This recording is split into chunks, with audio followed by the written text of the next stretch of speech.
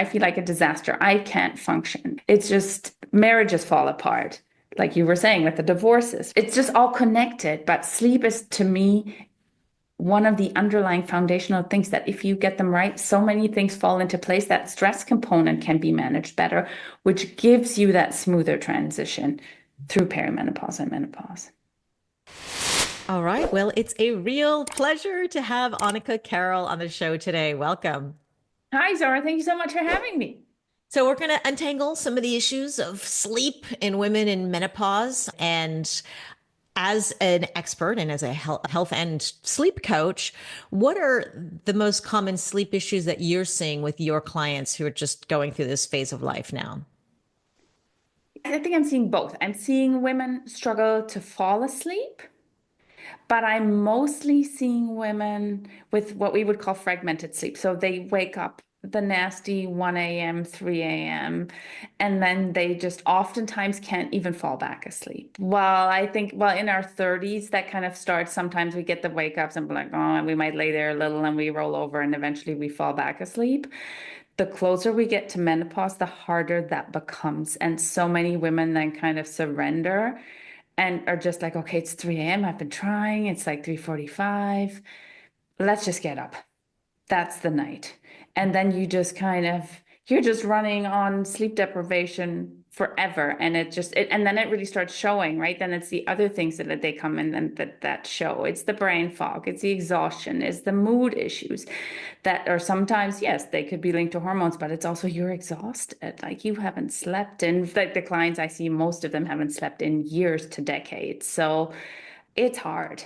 Yeah, it's terrible. I really, when you think about, so we hear some sleep experts shit throughout these statistics. This was like a couple years ago, I remember.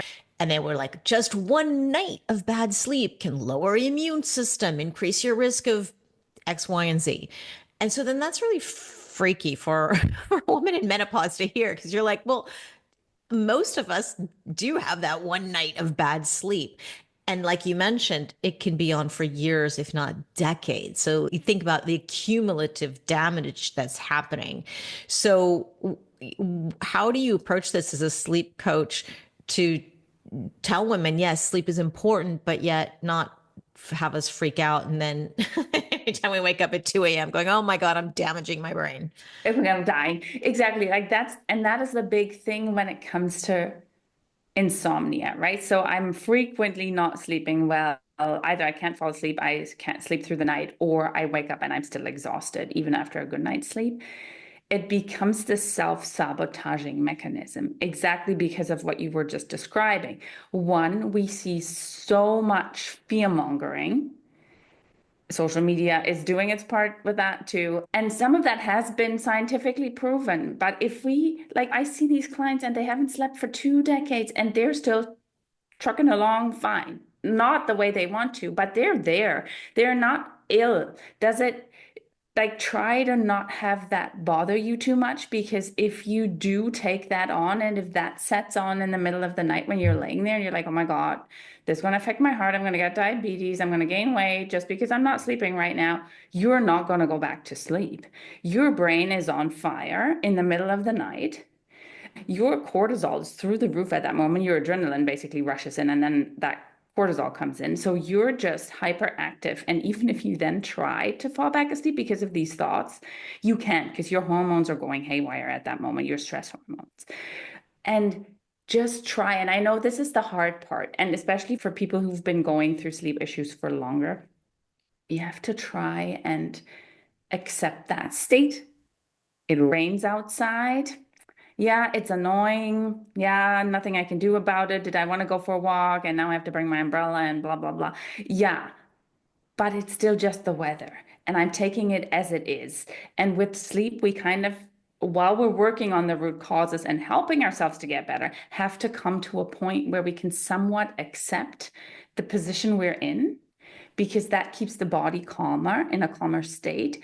And that will eventually get us out of this vicious cycle of, oh my God, is it going to happen again tonight? Am I going to wake up again at 3 in the morning? Am I going to feel awful tomorrow? I'm not going to make it through that meeting. I'm going to yell at my teenage boys because they're just being obnoxious and I have no more patience, all of because I haven't slept well. And maybe because my hormones are doing their bit there too, right? But it's really try to accept that you're still in a state of resting. Try to accept that, yes, the body's going through a rough time right now, but it's okay. And I'm still going to be okay tomorrow. And if I can slowly get less and less stressed about this, that already gives us a huge leeway in trying to address the underlying issues because we're trying to stop pumping stress hormones into the system. Yeah, okay. So we just accept it. It's part of life and we are working on it and not to panic. So it will get done. Maybe have that faith that I will Yes, figure this out. It's yes. just another bad night. And I've done this for 10 years. So another day, it's not It's going to not change gonna, anything. exactly. So, okay, let's then talk about the woman who is going through, or maybe just starting her menopause journey. She's in her mid 30s or late 30s. Progesterone's probably starting to decline at this moment, and that's when it's one of the first signs of menopause. That, especially when I'm doing my interviews around the world, I always ask you, "What is the first sign, or what did you feel?" And it's just sleep disturbance. She may be waking up in the middle of the night for no reason or having trouble falling asleep, just like you said, when it was never an issue before. And so then by the time she reaches her 50s, let's say 15 years later, her sleep is taken a toll on her health. And she's just, okay, accepting this is normal. But along the way, she knows it's not right. And it's just getting more and more frustrating. So when you think about women also, so we go, okay, well, progesterone, it's on the decline. Maybe that's what it is. But then when you think about the sandwich generation, the women in their 50s who is taking care of maybe teenagers or young adults at home, and then her aging parents or parents in law, or maybe she's getting a divorce. 40% of the divorce petitions that are initiated in the US are by women, and they're around the age of 40 to 40, 45 to 55. And that's coinciding exactly with this menopause transition. So how much do you think these sleep disturbances are hormones, menopause, and how much of it is just life impacting their poor sleep in this stage of life? That's a great question. And I don't think I could give you a percentage. I think they are both very much a part of the equation. And I think that puzzle is a bit individual for each and every one of us.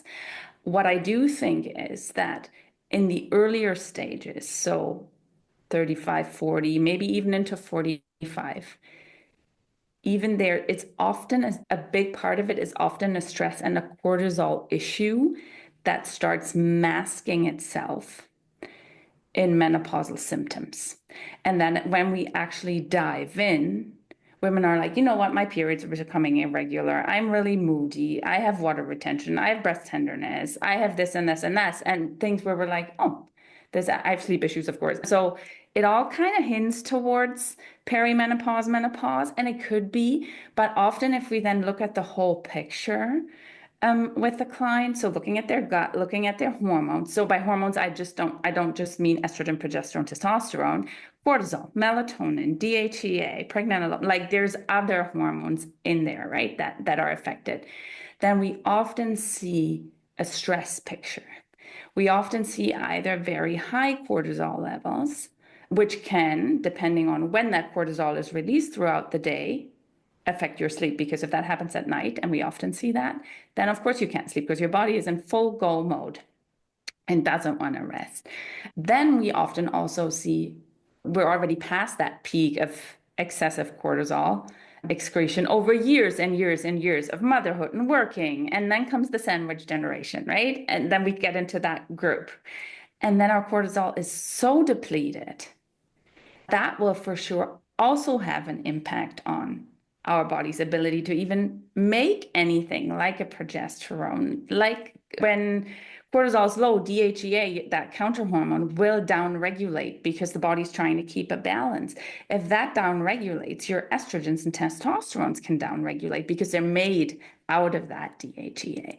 So the body is smart and adapts, but it is often, I think, in today's society, how we live, it is so often at least started from a stress response that wasn't caught early enough. Because just like you said, women then are like, oh, I'm 35, I'm 37, I'm 39, I'm not sleeping well. That's going to sort itself. And then it doesn't. And we just accept it because if you actually start talking to your friends, you notice everybody's kind of on the same boat. And you're like, oh, it must be normal. I don't feel well, but this is just what everybody's going through.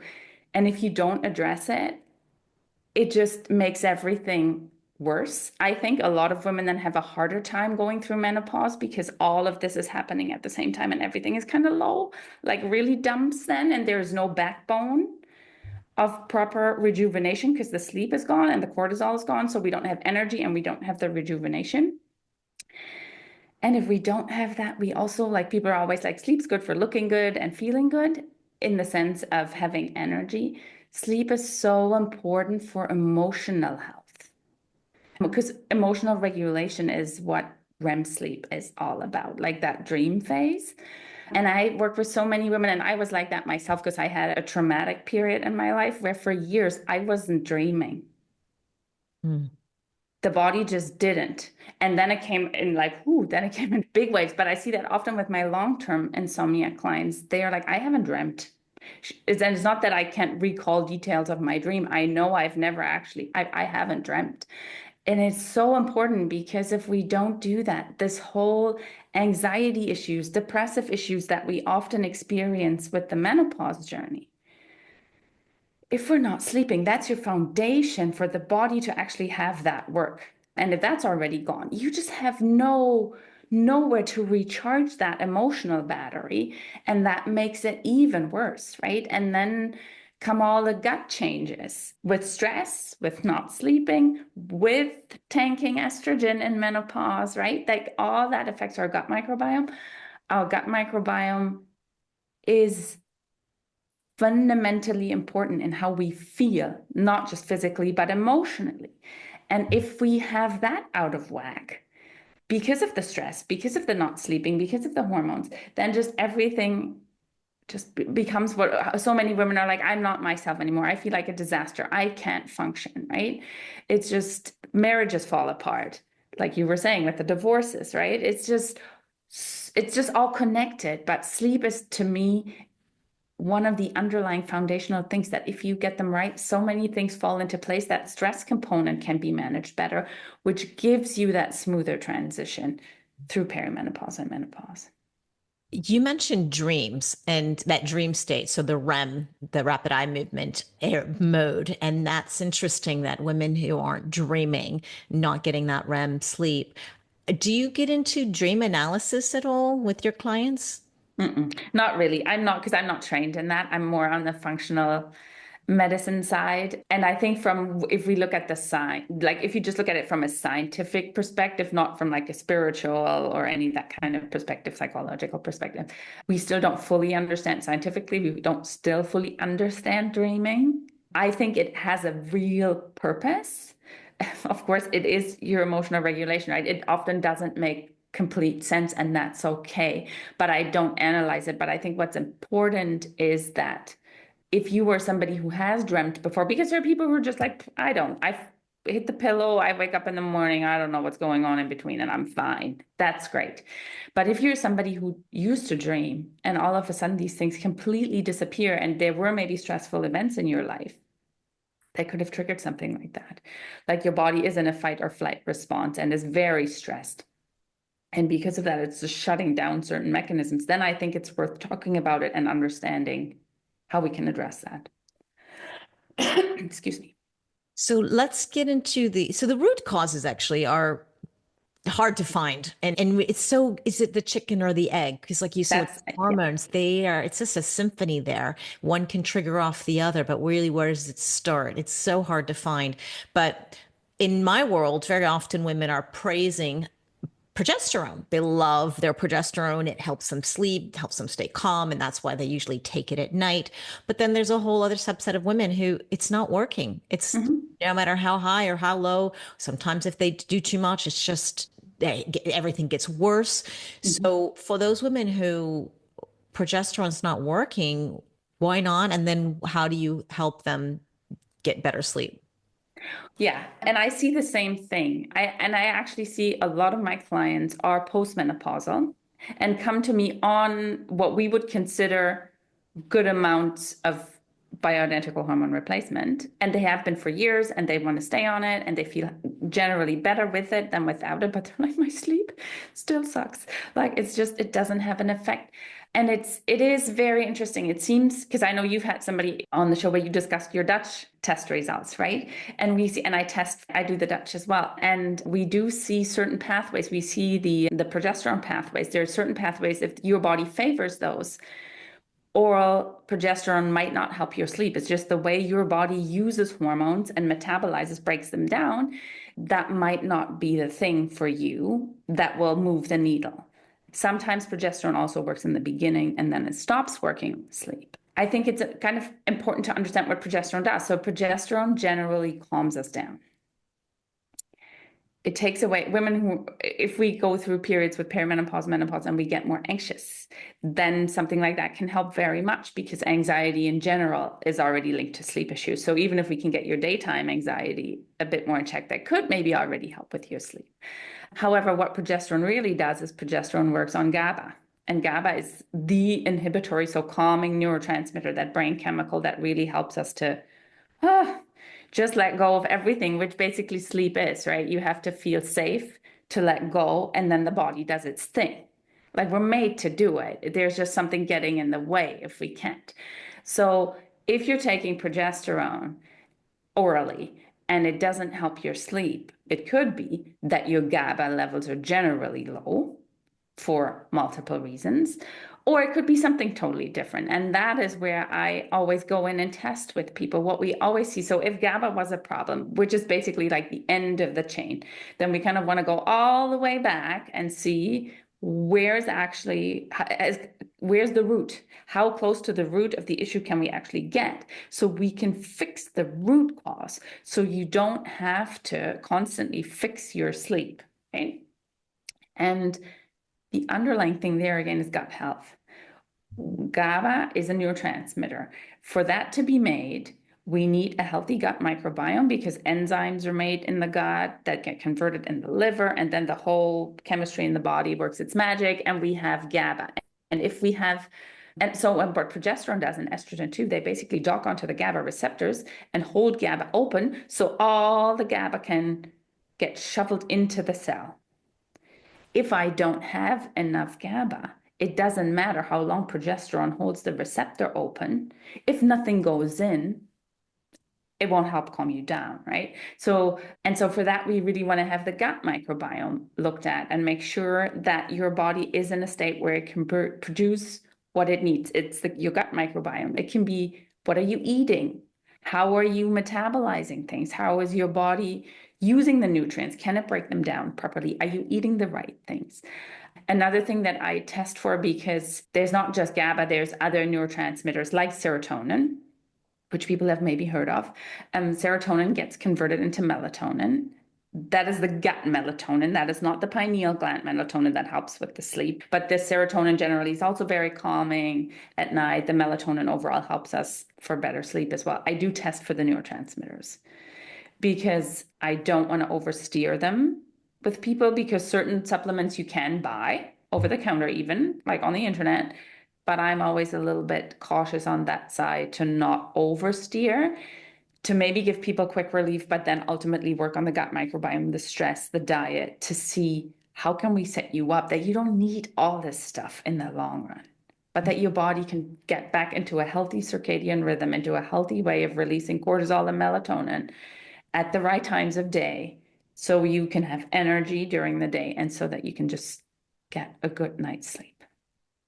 That's a great tip. So if progesterone's not working for you, consider your gut and your gut microbiome and testing. And I'm wondering what kind of tests you would do for the gut health. You mentioned neurotransmitters, maybe serotonin, but what other tests can someone do to see if it's their gut issue, a gut problem that is impacting their sleep?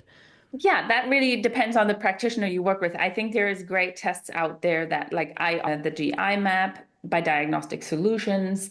There's one that's called the Gut Zoomer by Vibrant Wellness. A lot of people run the Genova diagnostics stool test. I think they're all great. It just depends on the preference of your practitioner, which test they prefer, or if certain things are prevalent. Like if you know you're somebody, I'm just picking something who has celiac. I personally would always go to Vibrant because they have a subset of other great tests that could be very helpful in that case. But it really depends on what the preference of the practitioner is. I think the general tests that are used by mostly NDs and functional practitioners are great to assess your gut microbiome and then see, are there certain patterns, or is there inflammation? Do we have a leaky gut? So is your gut permeability affected?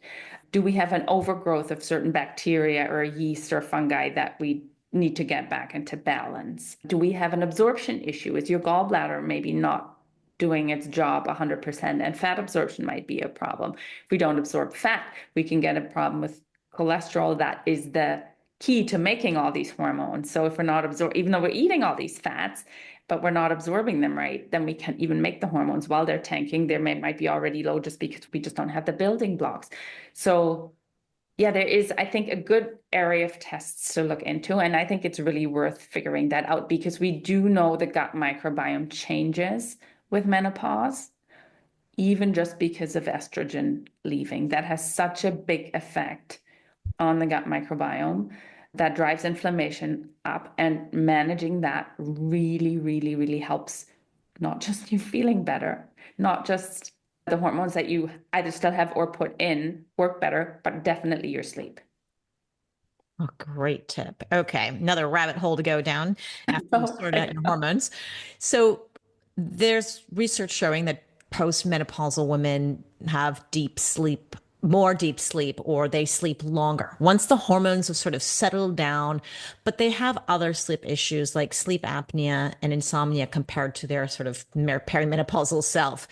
Do you see this reflected in your clients? I would say, do I see more deep sleep and longer sleep in my clients? Unfortunately, not, because that's because they come for the insomnia. All right. So they really do struggle with the insomnia. Yeah, they do have the sleep. The research shows they're more likely to have insomnia and sleep apnea. I An think it's increase in sleep. yeah. Yes, definitely. Do we see an increase in that? Yes. Do I personally test for sleep apnea? No, because I can't, but I always ask if they have or refer out to be tested, because sleep apnea is something that so often gets missed in women because we still have this notion from back in the day that overweight men 55 plus have sleep apnea, and the partners notice it because they're like, you snore like crazy or start breathing. They're like shaking their partners. And then for women, that often shows a bit differently because we do have very often in perimenopause or menopause, more like in that transition, we have a lot more fragmented sleep.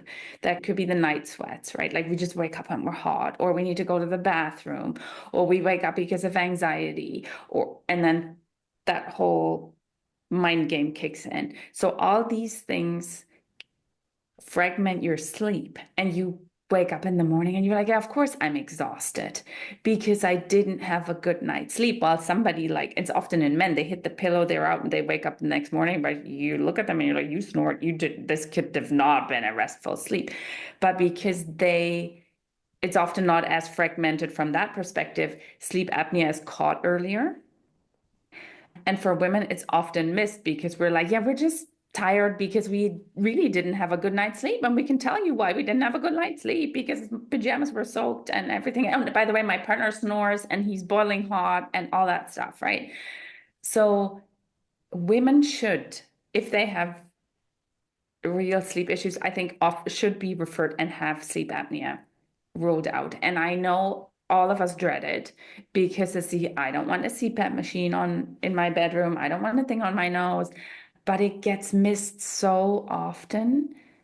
I have a lot of clients who come on a CPAP and that still hasn't solved their sleep issue, but at least we've solved the breathing issue, because if we look at what actually happens, you're depriving your brain of oxygen. And almost everybody out is scared of dementia and Alzheimer's. And if those are things that scare us, Deal with the Just CPAP. insomnia is one thing. The sleep apnea is the thing that I'm like, that's something to look at because you really want to make sure that you have good oxygen supplementation to the brain overnight. That's really important. The other thing, because I know in the biohacking world, mouth taping, huge, right?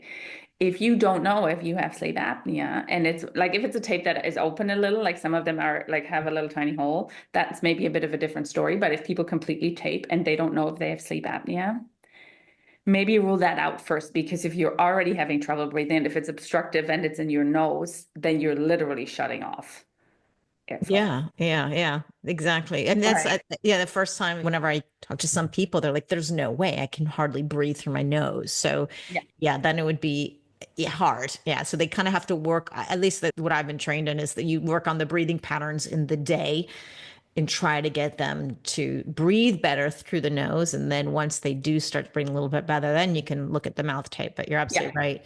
You That can do would that. be, yeah, then it would freak them out too. So, Absolutely. And the other thing we see, so it's the insomnia. I think the other thing we often see is restless leg. yes, that is another one that does pop up. And how do you take care of the restless leg? Restless leg is really, really hard because we don't fully understand what causes it. And there's often discussion about, is it an iron deficiency? To me, iron is a very delicate subject, especially once we become postmenopausal and we're not losing blood anymore. I would highly question if that is an actual iron deficiency or if there is just an uptake issue somewhere. Often magnesium does help, specifically topically. If you get like a magnesium lotion or a magnesium oil and you're very diligent every night before bed, you put it on, it can help over time to reduce the problem. And generally, maybe looking into minerals overall, electrolytes can sometimes help. That we just replenish the body's mineral balance. And with that, it starts having less and less and less of that. But it doesn't always work. Why do we get restless leg syndrome? That is the that is really the question. Like that is really the question. Is it likely has to do with some of the hormonal changes, but what is actually really, really causing it? Like, is it now an iron deficiency? Is it a magnesium deficiency? Isn't really established. For some people, it helps to give iron. For a lot of people, it doesn't. But magnesium, I think, is always one of the first good ones that you also don't do any harm with, because iron supplementation is very hard on your digestion, can drive oxidative stress up like no tomorrow if it's with an infusion. Like I personally be very careful with that, especially postmenopausal. If you're not menstruating anymore and you're not losing blood anymore, you're not losing iron unless you go and donate blood. Hmm. Yeah, no, that's and yes, iron has a sweet spot. That's why Yeah. it's always good to test and assess and decide if that's something that you need to supplement with or not with the guidance of your doctor. Okay, so why, what do you think is the biggest driver that you're seeing for those 3 a.m. wake ups in peri and post menopause? I don't think it's actually, well, we know what it is. It's cortisol in the end. Something causes a stress response in the body that wakes you up. So that is what it is. But what drives the cortisol is very individual. I would say for a lot of women, from what I'm seeing, is it lower estrogens and progesterones? Potentially, yes. That then paired with stress and anxiety just often gets us into this, oh, I'm awake, and immediately all the thoughts pop into your head and you start overthinking and you start checking the time. And then you do math on how many more hours and minutes you can sleep if you now fell asleep and then you're awake. Another big one I see is blood sugar imbalances. So we know that with all those hormonal changes and with the older we get, the more diligent we have to be managing our blood sugar. And that's why we often hear everybody talk about eat your proteins, also work out, because muscle is a sponge for insulin, right? And for glucose. So we want to really make sure our blood sugar works well, because if it doesn't, and I often see this in women, perimenopausal, menopausal, where we're starting to lose weight. If we want to lose weight, it's like, no, that midsection, I don't like it. I'm just going to start eating less. and we send our blood sugar on a roller coaster. And if our blood sugar isn't healthy throughout the day because we're not feeding the system the right things, it can tank overnight. And if your blood sugar drops too low, your body will wake you up. It's basically shooting adrenaline and cortisol in the system and say, hey, you're dying. No, you're not. But it's like, hello, we got to eat now. We have zero energy. We really got to eat. And then you're up. And you might notice that because if you're somebody who struggles with regular night wakings, just check in. Am I hungry? Because it often happens. It's like, oh yeah, I could go eat something right now. And not because I'm awake, but because I'm actually hungry.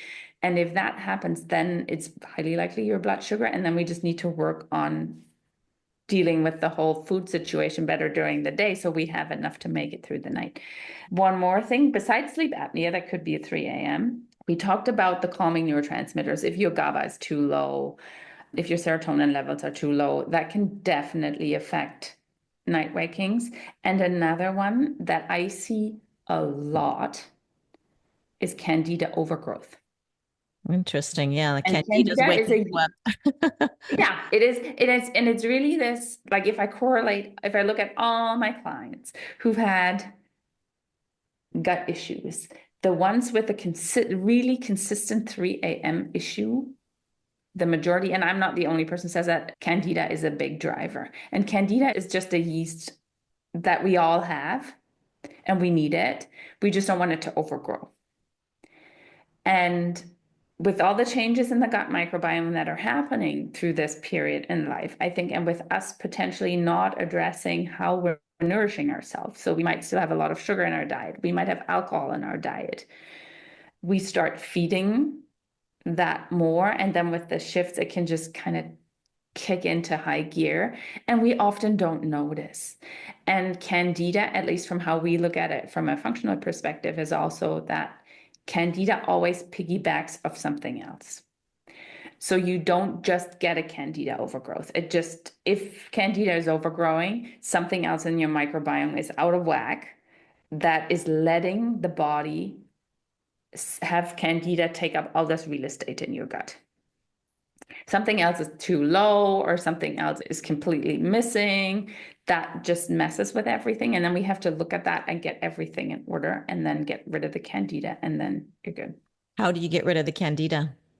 Really by assessing the gut microbiome and then looking at what is it that is driving it, because there is a lot of Candida protocols out there, right? Like people, can I just do, yes, you can try. For some people that works. For a lot of people, it doesn't long term because they're not getting rid of the underlying issue. Is the underlying issue, for instance, an Helicobacter pylori, so H. pylori infection in your stomach that constantly lowers your stomach acid. So anything that comes in gets in more or less unfiltered, and things are just being put in there that cause issues with overgrowth of bacteria that you don't want. And then with that address affecting the Candida, that might be something.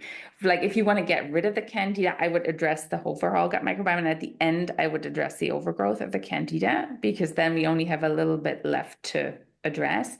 A lot of the protocols that you find online contain things like oil of oregano and those kinds of things long term. And honestly, I would not put 6, 8, 12 weeks of oil of oregano in my gut because it is such a strong antimicrobial that it will definitely affect your overall gut microbiome. And if you don't know how to rebuild that after, you're just going to be more out of balance potentially than you were before. And that is just going to cause more issues long term. So I would look at what is going on, address it. And as part of a Candida protocol, I think for whether you do it the holistic way or whether you just do the end part of it, you have to cut out sugars, you have to cut out alcohol, you have to cut out fermented foods for a while. Anything that feeds the yeast, ideally dairy for a while, like certain things just need to go so the body can find its balance again. Mm. It's interesting what you mentioned about the blood sugar being an impact. And I first heard this years ago. I think it was in 2020 when I interviewed Dr. Michael Platt, and he wrote the book Adrenaline Dominance. And he mentioned this, and I thought that's exactly like you said. And I said, oh, that's interesting. And then years later, when I had my first blood glucose monitor test, I noticed I was waking up in the middle of the night and my blood sugar was low. And what was happening was that I was fasting too much, leaving 3 hours in between dinner and then going to bed. I was doing the 20-minute power walk after dinner, and I was just driving it too low. And would never have understood this until I heard this and I had a glucose monitor. I just wouldn't have thought about it, but you're right. And I sat in bed thinking, am I hungry? And it wasn't like I was hungry enough to go downstairs, but I was like, well, I guess if somebody put food in front of me, I'd probably eat it. Like it was very bizarre. And that's how I figured this out. And then I realized, okay, don't need to go to these power walks. This is for a sedentary population. And I've been training in the morning and I've been doing my thing and just burning through things and obviously fasting too much. And I realized that for me, the best thing was to have a small snack under 100 calories before bed. And it happened to be lentils. Like I was experimenting with honey or with a yogurt or with different, some people like fats, others carbs, proteins. And for me, that really, really worked. And that was a really interesting thing to do. So that's why I love these experiments with these glucose monitors, because it's kind of hard to pinpoint, but when you have a little gadget or some data, it helps guide you a little bit. So on that note, I'm wondering, in terms of gadgets or even supplements or devices, do you have any favorites that you would recommend? I'm generally not a big gadget person, not for the sake of data, because I test a lot. So I have a lot of data for my clients, right? From the functional tests that we run. More that it's a bit of a question on what you need. Like if you're somebody who has night sweats, you're very hot. Are things cooling things like the chili pad and all those things, are they potentially something that can work for you? Yes, absolutely. Do I think the one thing I think very helpful is something, either a sleep mask or blackout curtains. Like make your bedroom as dark as you can, because your melatonin is only going to do its job if it's dark, because it's the hormone of dark. It is not the hormone of light, that is cortisol. So all the phones that blow up with push notifications, all the smoke detectors that have little lights on them flashing all night, like covering all that, putting blackout curtains up, I think that is Mhm. fundamentally important so that your circadian rhythm can function well. What about an What Aura ring, the sleep devices, ultra human rings, these Apple Watches, Whoops? It, I think it depends. It really depends. If you're somebody who really struggles with insomnia, like the clients that I see, if they track, I actually tell them to not track for a couple of weeks and see what happens to their sleep. Because we can all get very attached to these numbers, and they can cause a stress response in themselves in the body. Like you're looking at it and says, oh, 88 only today. Oh my God, what did I do wrong? That way, you're preoccupying your brain with your sleep score basically all day, because you're trying to figure out things that you should be doing that would be good for your sleep. So that score is going to be maybe 92 tomorrow and not 88. That stress alone can mess with people's sleep. If your stress bucket is already relatively full, maybe because of inflammation, because you have lots going on, whatever it is, that little thing can make it overflow and affect your sleep alone. So if you're somebody who feels that is like, it's causing me, like it's preoccupying me, take a break from it and see what happens to your sleep for a couple of weeks. Otherwise, if you're somebody who, like you, is who is like in the biohacking field, or somebody who can look at this very detached, emotionally detached, and see it as numbers and just data points and say, oh, okay, so what's been going on? Let's try a few things to actually see how I can improve certain things. Fine. I think if you can detach yourself from it emotionally, they can be helpful. What I often see, though, is that people buy them, use them, and they're a bit left alone with the data. When you and I see Ring data, we know how to interpret it. We know of things to do to potentially drive certain markers. We would even maybe focus on a certain order of driving certain markers. But if you're somebody who just buys it and hasn't had any background, it can sometimes feel very overwhelming and you might feel a little left alone with it. So there's where I'm thinking it's not always helpful. And if you have sleep issues and this has been going on for longer, personally, before I put money into an Oura ring, if you don't have one yet, I would get a sleep study done. I would check for sleep apnea. As a woman in her like late 40s to 60s, I personally would go for the sleep apnea first. I know it can be scary sounding, but the health benefit you get from it, if it's there and it can be addressed, is a lot bigger than having the Oura ring telling you that your sleep score was 90. I think sometimes people, when they invest in the Oura ring or any other kind of sleep device, that it's going to do the work for them. They will actually get better sleep. But the game, at least for me, is it's motivating. It's supposed to be like your mom tapping you on the shoulder. It's time for bed. And you go, okay, yeah, I got to wrap it up. If you can take it like that, or if you like the crowns and let's have fun and try to get a crown. I have very selective belief systems. So when I've had a great night's sleep and Aura tells me no, I'm like, I don't believe you. I believe me. And I'm okay with that. But a lot of people think that just investing in this, they're going to suddenly get better sleep and they don't actually do the work or follow the recommendations on the app of whatever device. And so that's, I think, some of the thing that happens. But there's the Soul Tech, for example. I don't know if you've heard of Soul Tech, but that's a device. It has a watch and it's connected to this boombox type thing that you put under your bed, and it has magnets. And so what that does is it gives you a sleep very simplified, like super simple, easy to read score, okay, but it's actually doing something to your sleep while you're asleep. So the magnets are rewiring the brain. It was originally made for PTSD patients Mm-hmm. and then to help with anxiety and the stress, and then as a result people they were sleeping way better. So in fact, that is, I think, if anybody can invest, if they're looking for something that will do it for them while they're asleep, that's the only thing I really know of that actually would not only give you a sleep score, but it takes weeks, months before this, because you're rewiring your brain. You're not, it doesn't happen in a day, and you have to calibrate it. And then based on the data that the watch receives, it will change the magnet frequencies Mm-hmm. to do that. So it's a really cool, actually, I should introduce you to this company because I Yeah. get really good feedback. I mean, it's quite amazing. So anyways, yeah, that's definitely in a different category than just these sleep monitoring devices. But let's move on. I want to ask you a little bit about melatonin.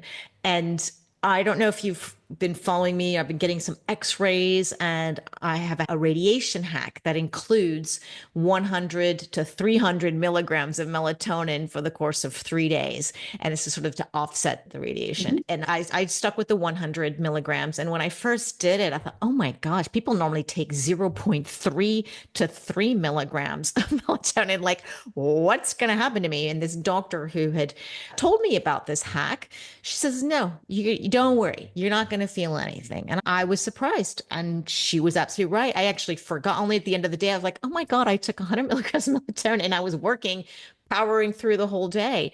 Why am I not having this response?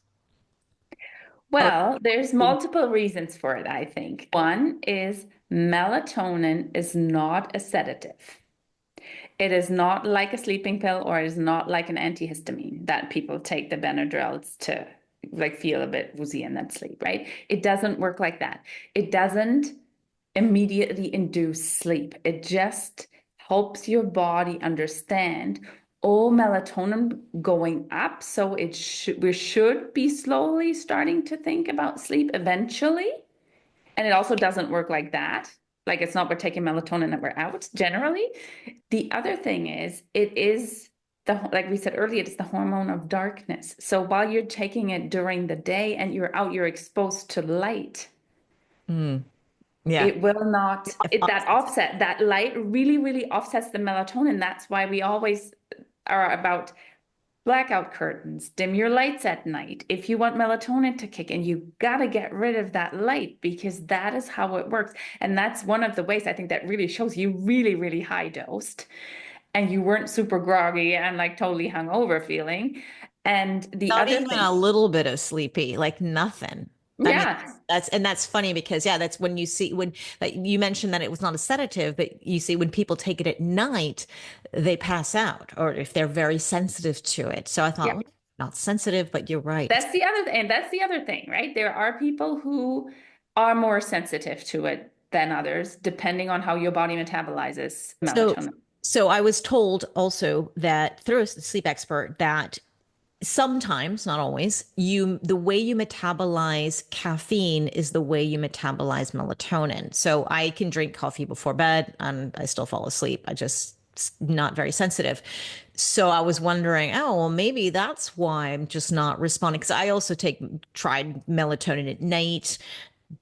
Nothing, nothing. I just don't feel it. So I'm wondering if you would say this, that it's this. I don't know if there's study, some maybe it was based on a study. I don't know why There that's are some studies that show that, yes. So we do know that generally caffeine and melatonin are metabolized down the same pathways.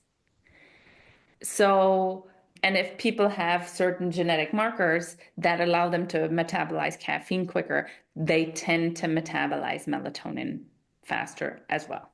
But it is still there is limited research and there is so much bioindividuality in it because we don't know what genetic SNPs the person, like if they tested everybody on the SNPs, then we would maybe know.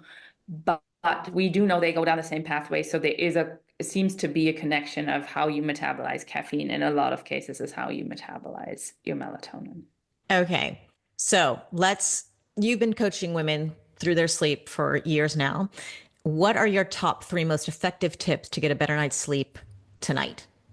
Well, that depends on when you're listening to this because you're like, I would say generally just what you do the half hour before you go to bed is not what's going to make or break your sleep. Your bedtime routine starts in the morning. And that sounds very overwhelming, but it doesn't have to be. It's really important that we have a healthy circadian rhythm. Our sleep-wake cycle needs to be dialed in. And that is what a lot of people struggle with just because we're on phones, we're in artificial light all the time. We just need to make sure that's the number one thing that we get natural light in the morning. So we go outside, no sunglasses on, 10, 15, 20 minutes. And you can even just take your coffee or tea and sit on the porch, but you want to be outside. You don't want to be on your phones with blue light or anything. You want to be outside. You Be ideally on your go out. phone outside? You could, but ideally, you don't push your stress response right away with whatever you're seeing there, but you just take 10 minutes. That's all we want. 10 minutes for yourself. You deserve it. Like anybody deserves that or if you have a dog, go walk your dog, right? Like those things are great circadian rhythm tools. Ideally, go outside again throughout the day. And it doesn't have to be long. If you can take 5 minutes at the end of your lunch break and walk around the block, if you can have a meeting with somebody that you can literally go walk outside, do it. When you have to go to the grocery store, can you park a little further away? Can you walk a little? Just so you get natural light exposure that sets your inner body clock and tells it when to release melatonin later in the day. And that's what we want, right? And then once the sun sets, dim the lights at home. Try avoid these overhead LEDs. That's pure blue light, and the light comes from 90 degrees down. That's basically 12 o'clock noon. Like in the summer, when it's 12 o'clock, that's where the sun is and how the rays hit your body. And your body doesn't think about releasing melatonin in sufficient amounts if it's bright at night. So try and dim the lights. Try to use side table lamps. Try to keep the light under your eye line. Like if you're reading a book or something, it falls down. Under kitchen cabinet lights, those kinds of things are good because it just dims everything. Make sure you eat well throughout the day so your blood sugar is stable. Get enough. Don't skip meals. If you're struggling with sleep, fasting is not your friend. Like 16-8 is not a good idea. Get your meals in. And I think the one thing that is really important is from a wind down, like people are always like, do we need a wind down routine? Do we need a wind down routine? 2 hours of wind down routine. I don't think you need a 2 hour wind down routine because honestly, I don't have time for that. You cannot go to the last second, brush your teeth, hit the pillow, and accept to have a good night's sleep. Like the body doesn't work that way. And if we think back to when we had children and they were young, we bathed them, we read stories to them, we cuddled them before we put them to sleep. And there was a reason for that. And that is just decompressing, right? That's what we need to do. So find something that calms you. And do that for a little. And it can be 10 minutes, 15 minutes. And if it feels good, start working your way up. And for some people, that is doing some stretching or taking a bath or journaling or reading a book or like not even the whole thing, right? Like a chapter in a book, like whatever brings you joy and calms you, nothing that stresses you. Yoga Nidra, you can do it for free on YouTube, is just a guided like body sensation technique that you can either do in bed with headphones or you lay on the floor comfy somewhere and they just guide you through your body. You can do 5 minutes, you can do 10, you can do 20, whatever you want. It just really walks you through feeling your body parts, feeling where there is tension. It's not really very spiritual, I find, and it is not yoga. So you're not moving. You're Yeah, I know. literally Why not do they moving. call it yoga nidra anyways? Because feel like I'm going to be doing downward dog in my bed or Yeah, something. but you're not. Like if that's something where you're like, I hate yoga, I don't want to do this. This has nothing to do with yoga The poses. guided This is literally, meditation. Why don't they just call it guided meditation? I don't know. yeah. And it's so good. It helps so many people, and it's been proven over and over scientifically that it really helps with sleep. So those are things you can do. The one thing I would encourage you to not do when you wake up in the middle of the night, do not check the time. It's the hardest thing to do. Don't do it. It doesn't matter if it's 2:40, 3:30, 4:15. It literally doesn't matter. You know that it is not 6:30. But if you look at the clock, you immediately start doing the math. And that full on lights up, like it literally lights up your brain. Like we could see it in a scan, right? You don't want that at night. And then you get into the, oh my God, we don't want that. So just ignore the time. Try fall back asleep. Stay there and see it as rest. If you absolutely really can't go back to sleep, get out of bed, leave the bedroom, and do something that is non-exciting in the house, like reading a book or something, and then only go back to sleep when you're really tired. Great tips. That last one has been the best. It's been a game changer for me too, as well. I just don't look at the clock. When I have my devices, I'll look at it in the morning, what time I wake up. Like, who cares, honestly? So basically, what you mentioned are managing your light and managing your food, and then getting your wind down before bed. Those three things. If people can manage those three things, you'll probably getting pretty good sleep. It's a good place to start. It's a Yeah. fabulous foundation. And you probably offset some stress at the same time. And it all just kind of works in tandem. So thank you so much. I just love all these great tips. Before I let you go, first I want to mention you have a website, sleeplikeaboss.com, Instagram. I'm going to have links to your Facebook and your email and YouTube and your podcast, Sleep Like a Boss, right? We're going to send that all in the show notes. And before I let you go, do you have any programs or books or special offers that are coming up for us? No, I do work at this point, I do work with clients one-on-one. What I have that you could find through the website is I do have, it's called the Game of Sleep. So I could invite people to play that, which is actually, it gives you a score. You can score yourself on how good your sleep habits already are. And with that, it gives you lots of tips, quite a few things we haven't talked about yet. Some of those we have, but not all of them, on what you can do to really improve your sleep that are basically free, where you don't have to invest a lot of money, if any, to get better sleep. Oh, thank you so much, Annika. I love it. I hope to see you again. And thank you, everyone who's listened up to this point. I hope you get a good night's sleep tonight, and we'll see you next time. Thank you so much.